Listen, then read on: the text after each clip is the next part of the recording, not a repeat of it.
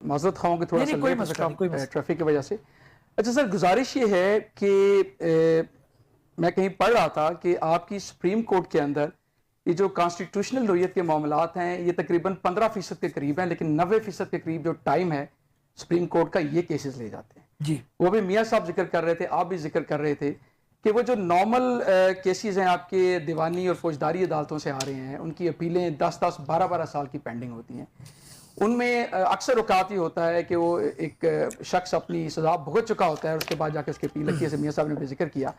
ये बातें अपनी जगह बिल्कुल ठीक है, लेकिन मैं थोड़ा सा पॉइंट ऑफ व्यू इधर ये बताना चाहूंगा कि दो अगर अब अदालतें बना देंगे टॉप पे, chief justice of supreme court of Pakistan एक होंगे, एक chief justice of the federal constitution court होंगे, ठीक है।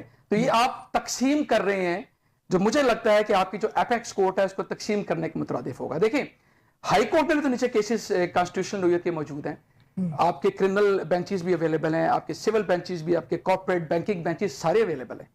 एक ही अदालत के अंदर आप ये मैकेनिज्म क्यों नहीं बना सकते? ठीक, यही चीज आप सुप्रीम कोर्ट में भी रेप्लिकेट कर सकते हैं। 17 जजेस हैं आपके, 2 एडहॉक जजेस भी इस वक्त मौजूद हैं। आप 4 या 5 जजेस का एक बेंच अलग कर दें, उनको 2-3 बेंचेस बना दें, उनके सामने कॉन्स्टिट्यूशनल नोयत के केसेस चलते हैं। कोई बड़ा केस आता है तो फुल बेंच बनाना पड़ता है, तो लामहला आप उन बेंचेस को ब्रेक कर सकते हैं। लेकिन जो बाकी बेंचेस हैं उनकी सारी की सारी जो तवज्जो है वो आपके आम नोयत के केसेस में मरकूज रहनी चाहिए। बिल्कुल, तो मैं इस हद तक इसका कायल हूं, लेकिन अलहदा अदालत बना देना मुझे इस चीज की समझ नहीं आई। देखिए मैं पहले थोड़ा सा एक कमेंट करना चाहूंगा कि जो हम ये बात बारहा सुनते हैं पार्लियामेंटेरियन से कि पार्लियामेंट सॉवरन है, मेरी गुजारिश ये है कि जहां रिटन कॉन्स्टिट्यूशन होता है वह पार्लियामेंट कभी सॉवरन नहीं होती, वहां आपका कॉन्स्टिट्यूशन सॉवरन होता है। पार्लियामेंट सॉवरन है मिसाल के तौर पर बरतानिया में, जहां अनरिटन कॉन्स्टिट्यूशन है, उसके बारे में कहा जाता है कि it can make any law except for a man that converts a man into a woman and a woman into a man. वो है सॉवरेनिटी।